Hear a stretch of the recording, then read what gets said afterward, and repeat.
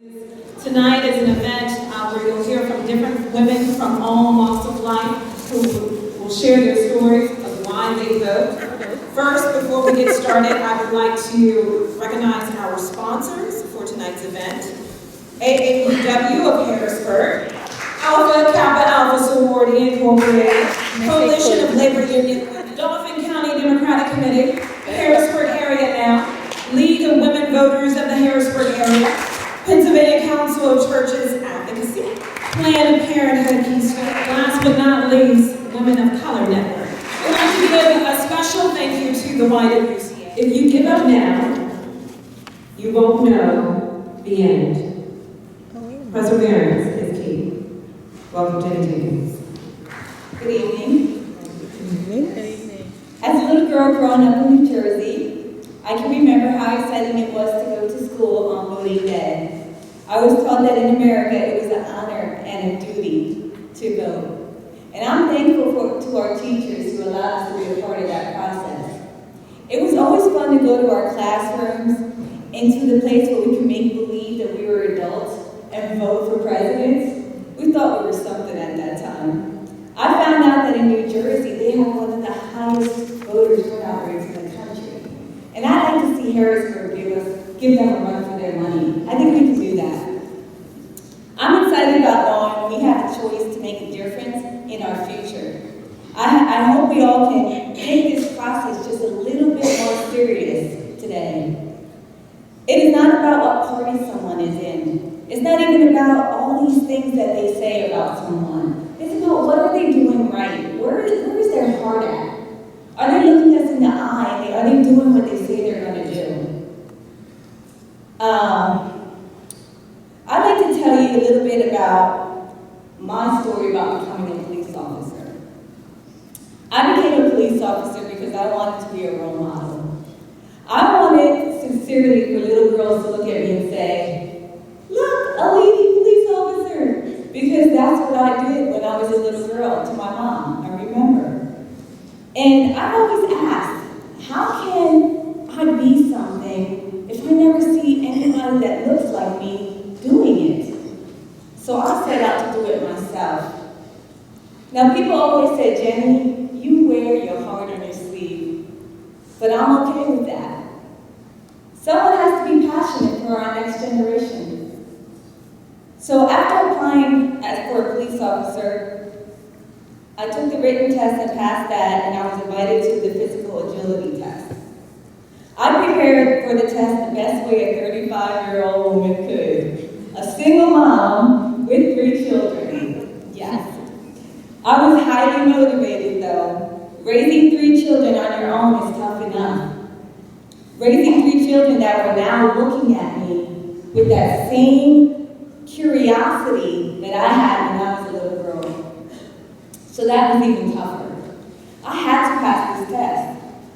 On the day of the fitness test, I can remember sitting there for hours, knots in my stomach. I was nervous. And all I could do was keep saying, I can do all things through Christ who strengthens me. So here, we start to take this obstacle course. And you had to sit in a police car, you had to put your seatbelt on, but they gave you this huge duty belt that was probably some duty belt because it didn't fit. And so we had to get out this car, run towards this 5'6" wall. It was bare. We had to get over it somehow. We had to run 300 yards. It was like a football field. And then we had to turn back around, do a 5-foot culvert jump, and then run and grab this dummy that was about 200 pounds. For some reason, it was naked. And so we had to drag this dummy for 50 feet. And then the last thing was, take your gun, put it through a gun and put it through this hole and dry fire 6 times without touching the edge. So who all can do that? Okay, just kidding. I have some bad news for you, but I have some good news. There were 40 women that took this test. And on that day, 40 women didn't pass that test. 38 of those women never got over that 5'6" wall at the very beginning. So if you're guessing who the Wonder Woman is, who got to the end of the race, that was me. That's right.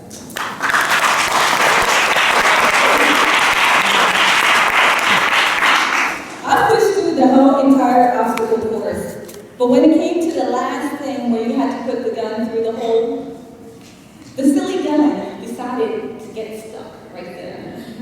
It was like, so it was very hard to fire the gun. It was stuck, so I used two hands. And the rule was you can only use one hand. So they disqualified me. Well, those of you that know me, no. That wasn't, that I couldn't let it be over. So the good news is that I went and I looked up case law. And I found out that this test was not a test that you could use, standardized. So I appealed and I won. I was the first woman hired in 8 years in the city of Harrisburg.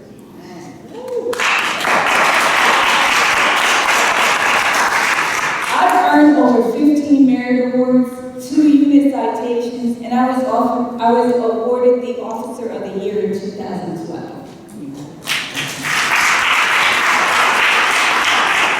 I believe that I've paved the way for at least 5 or 6 women that are now employed by the city of Harrisburg. Because they never used that test again. They never disqualified us again. I can tell you that many stories came after, but we'll do that at another event. Right now, I'm humbly asking you to help me out and vote. We need more women in leadership. Leadership positions. My story is proof that we are ready to take those roles as leaders. So please vote. There are women out there that are still fighting for equality. They're still fighting. And we need your help. We need more that will pave the way for our daughters and make it easier for them to walk on. So I'm going to leave you with this quote because it's not easy being a trailblazer, trust me. And it's a quote from Rocky Balboa. And it is, "Let me tell you something you already know. The world ain't sunshine and rainbows. It's a very mean and nasty place. And I don't care how tough you are, it will beat you to your knees. And it will keep you there permanently if you let it. You, me, nobody's gonna hit as hard as life. But it ain't about how hard you hit. It's about how hard you can get hit and keep moving forward.